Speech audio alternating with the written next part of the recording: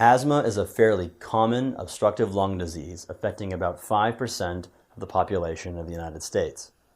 It generally affects people who are younger, or at the very least has its onset at young age, and as it carries forward throughout life, results in a degeneration of the lung parenchyma, worse with smoking.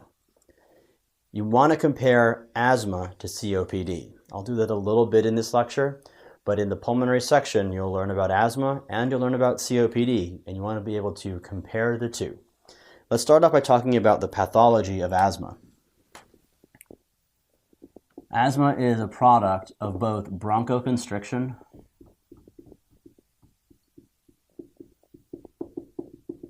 and inflammation. It is an obstructive lung disease, and it is IgE mast cell mediated. When you talk about obstructive lung disease, what you want to do is talk about the spectrum of a human's life. And two big milestones are adulthood and getting old, about 18 and 65. If you're going to diagnose someone with asthma, it's generally going to be before adulthood. Now, someone can have asthma their whole life, but they will be dealing with it their whole life. Chances are you will not diagnose someone with asthma in adulthood. If you do, it's more likely to be COPD, the product of smoking and environment and genes. Now, you could diagnose COPD younger, depending on those environment and those genes, but generally in between, what you're looking at is athletic asthma.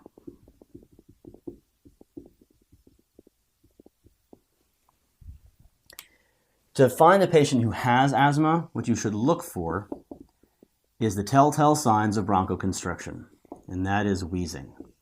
Now, not all that wheezes is asthma, but if you hear wheezing, you should at least consider obstructive lung disease. Patients who are having an asthma attack or suffering from the symptoms right now are going to have wheezing from bronchoconstriction, as well as shortness of breath and cough. This is someone who's actively having symptoms. But you should look for the kid who has the A syndrome. People who have asthma are IgE mast cell mediated, so may also have atopy, like eczema, and food allergies, and allergies to seasons or to foods. And you'll notice that these are all in response to triggers. They get exposed to an allergen and they set off one of the three A's or multiple. So it's generally going to be a younger kid who has asthma, atopy, and allergies, who then ends up with a diagnosis as an adult. It is possible to find someone who maybe doesn't know they have asthma, or get someone a little bit later, and if you see that person, what you want to look out for are decreased lung sounds and hyperresonance. These are ominous signs that the person's not doing well. That is, there's lots of air trapping and no room to move air. To diagnose asthma, you get pulmonary function tests. And the pulmonary function tests are going to show obstructive lung disease, which means an FEV1 over FVC, which is reduced. Asthma is both reversible and it is inducible. You reverse it with beta agonist, and you can induce it with acetylcholine agonists.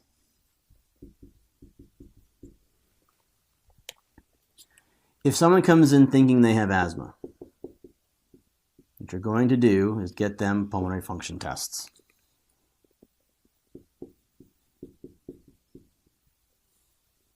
And what it's going to show you is that either they're normal or they have obstructive lung disease. If they're normal, you want to try to induce them.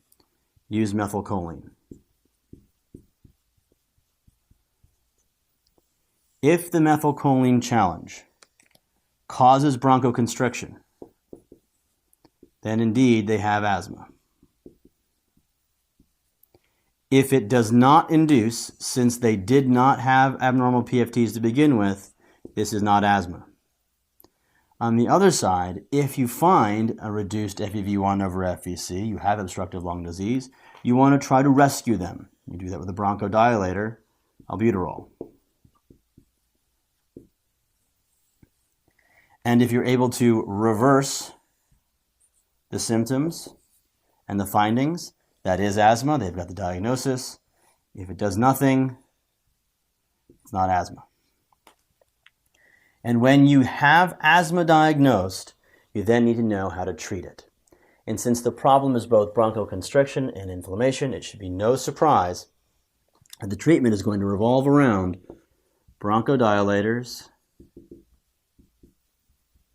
and anti-inflammatories.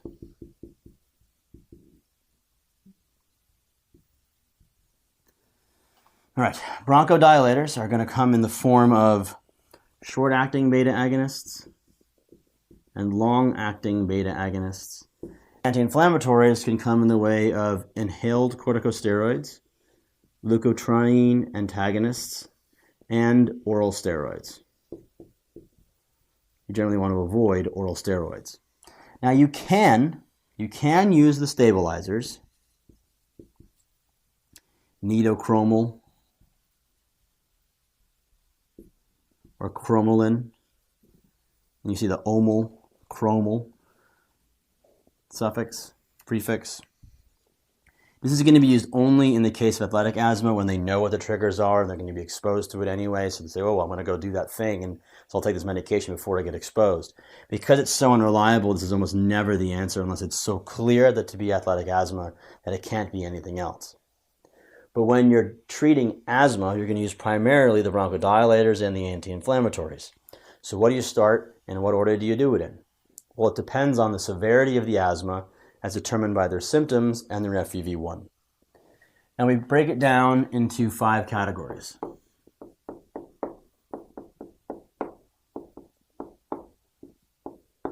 And it's going to be based on daytime symptoms, nighttime symptoms, and the FEV1. For 1, you're going to see symptoms occurring in the daytime less than 2 times per week. And nocturnal symptoms occur less than 2 times per month. And the FEV1 is about 80%, so mostly normal. As you go down, it's going to become more frequent and more severe. Stage 2 is going to occur less than once per day, but more frequently than less than 2 times per week. And nocturnal symptoms are going to occur less than once a week. This still represents about an 80% FEV1. If the person is having symptoms more than once per day, or having nocturnal symptoms more than once per week, they move up to 3. And this generally represents an FEV1 of 60 to 80%. Class 4, the FEV1 is going to be poor, less than 60%. Nocturnal symptoms are defined as frequent, and the daytime symptoms are still greater than once per day. Now 5 I actually make up. 5 exists, and it's called refractory. That is, even though you've treated someone with all the right stuff, they're still having symptoms, their FEV1 is still low.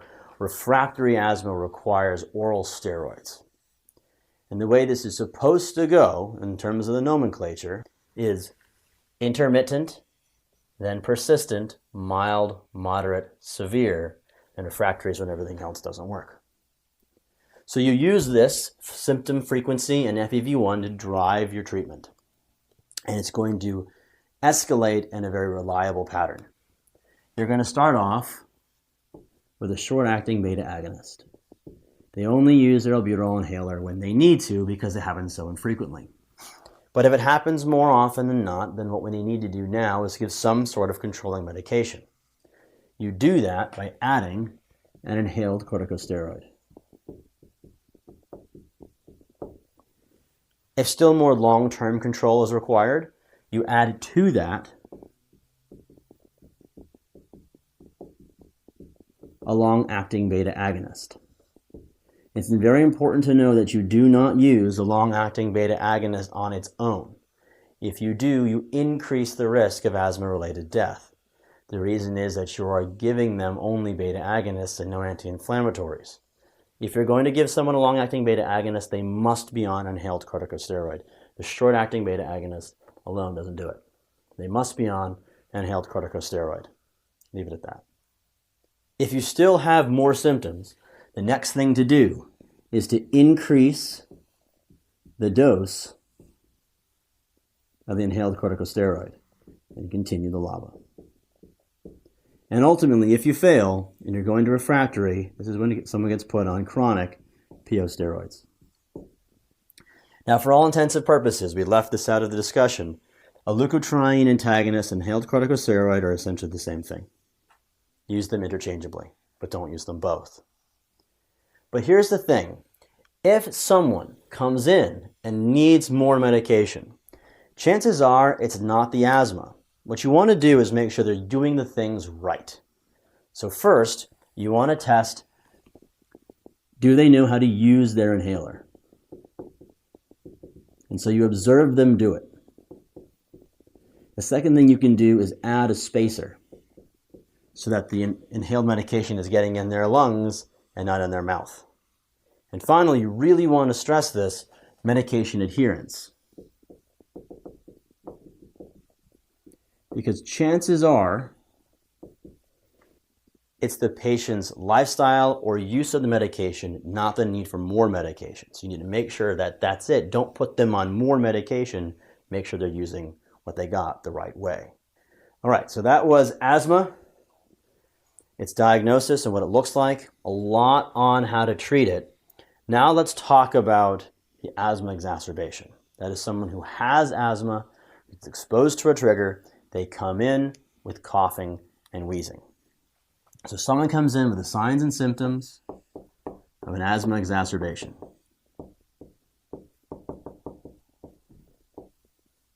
You're going to do everything.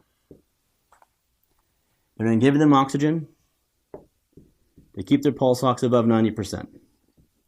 You're going to give them nebulizers, and that is ipratropium and albuterol.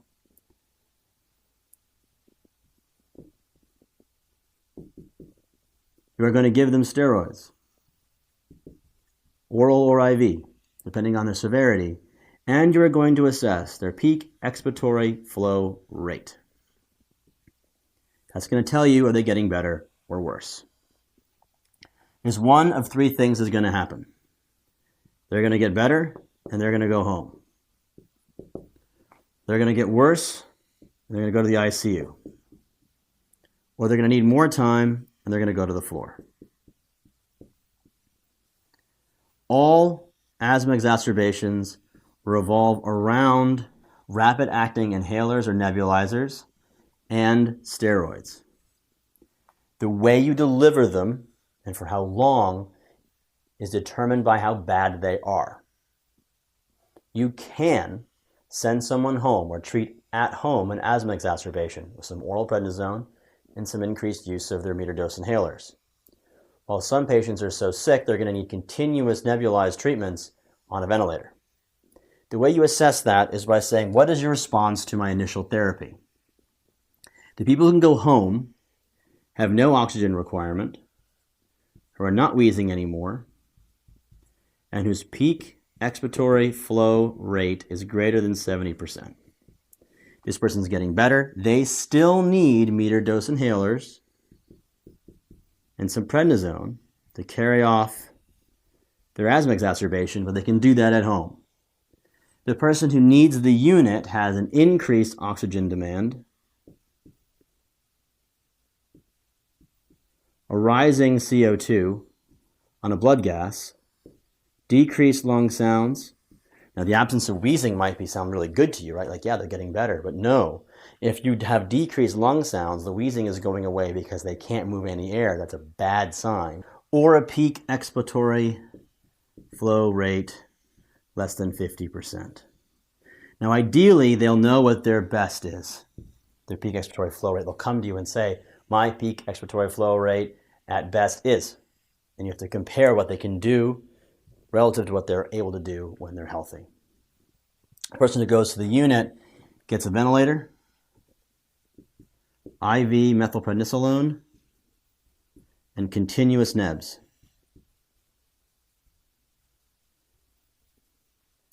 The person who goes to the floor is going to still get nebulizers, ipratropium and albuterol, and will transition to MDIs. They get IV steroids, methylprednisolone, and are transitioned to oral prednisone. These are not continuous and will start off scheduled and eventually get spaced out. Now, if the person is doing really poorly and you've done all the right things and they're still not getting better, you do have some options left. And there's not really a way to pick one. This is salvage therapy. If someone's having a CHF exacerbation, you can try racemic epinephrine, sub-Q epi, or magnesium. And there's not really a way to choose between them. You generally do all of them at once. Okay, that's asthma, obstructive lung disease, a lot you gotta know. How to make the diagnosis, how to spot it, the escalation of treatment, and then the asthma exacerbation where you do all the right things right off the bat. Albuterol, ipratropium, steroids, and find out how they respond. If they respond well, they go home. They respond poorly, they go to the unit. If they just need more time and more nebulizers, they go to the floor. That's asthma.